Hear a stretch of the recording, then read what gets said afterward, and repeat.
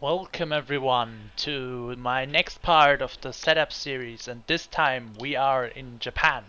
One of my favorite tracks. I played it quite a lot. As you can see, we are 52nd on the leaderboard, and that's including the hackers that we can see up front. And I have to admit that I still have over 10th in that lap, so we can probably, maybe even more, so we can probably get top 30 or something. Maybe top 25 if I nail it. Could be some pros. Might be a video idea for later. If the season's over, I might try to sweat this, of course. Oh Jesus, the times are getting.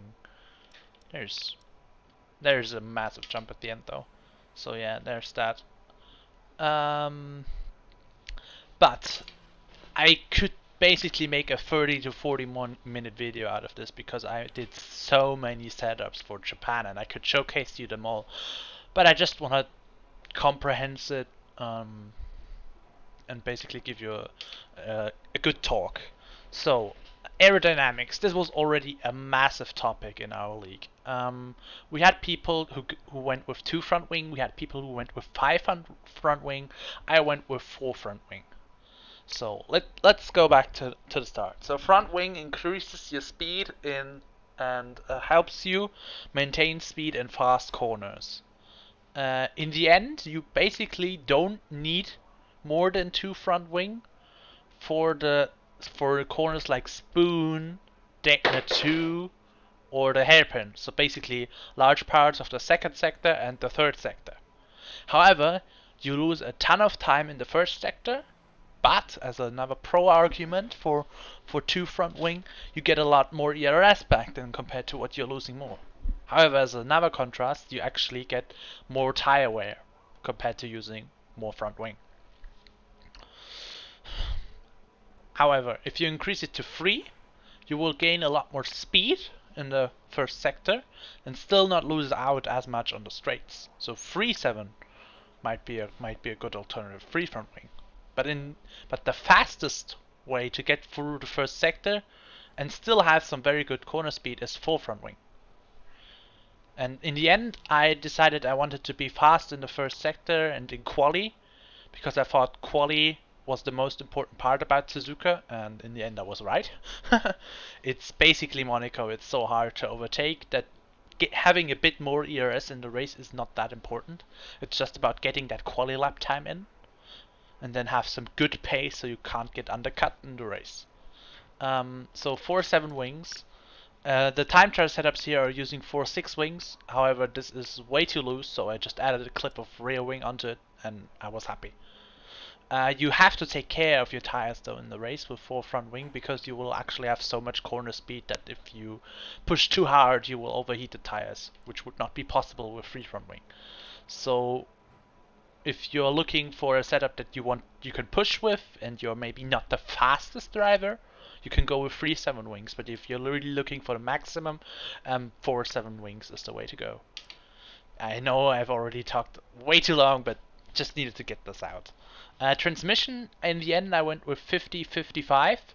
If you are going for a lower front wing, you can lower this differential to 53 or 54%, but I liked it at 55 with the higher wings, and it helped just get the car rotated in slow corners. In the end, it actually rotated the car so much, but I didn't want to up the differential even more, so instead I reduced front camber a bit to give me more stability in slow corners.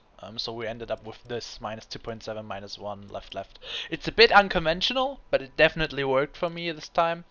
So I did it. Moving on to the suspension, this is something that is actually, this is wrong. This is quite reminiscent of the time trial setup. So we have 1.9 suspension. I messed a bit with 1.10 suspension, but it was too aggressive over the curbs in sector 1. I lowered the rear anti-roll bar a bit to get myself a bit more stability, and just let the ride height be on 3-4 wings. Here is another part where I experimented with a lot in terms of setups.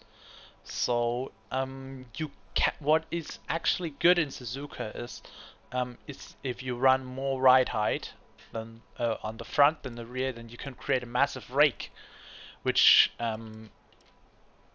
gets you a lot of turn in, and then in the end, for example, you lower the anti-roll bars and make the setup stable, but with a very pointy front end anyway. However, I didn't like how the car was getting its rotation. I felt it was a bit unnormal for me. I would have to get used to it. So in the end, I was still faster with the traditional way. But this is something that you can mess with, for example, if these settings are not suited for you. You can try 5 full ride height and then make the rest of the setup more stable. Also, you don't want to go down below, let's say, 2-3 ride height. I'd say this is the bare minimum of Suzuka, because there are some bumps and you will have to take some curbs very aggressively, especially at high speed in the first sector. And if the ride height is too low, the car might become way too aggressive. We have 150 brake pressure and brake bias. There are arguments, for example, using 51% brake bias at the hairpin or the chicane in the final sector, but I never really thought that was necessary. It might be if you're lowering the off-throttle diff enough, but just keep that in mind. If you have some major turn and oversteer, you can up the front brake bias for those 2 corners. And the tire pressures, of course, are minimum, because the tires are definitely burning in Suzuka. They're quite weird, so keep that in mind. They will almost always be near 100 degrees, but they will really start to overheat at 105, so it's actually okay of sorts if you make a small mistake and they go up to 101 or 102 degrees. That's not the end of the world. It's not optimal, but it happens. As for quali, you want to make sure that your tires are not too hot, so I definitely wouldn't go over 90 degrees. I was aiming for 85 to 87 degrees in the end, and it's a soft to medium one stop, where the undercut is very strong at Suzuka because it's so hard to overtake. So get a good quali in, protect yourself from the undercut if you start on pole, and don't get penalties. And that's it again. I hope you enjoyed this one. If you have any questions, comment down below. I'll probably answer within a minute. And see ya. Bye.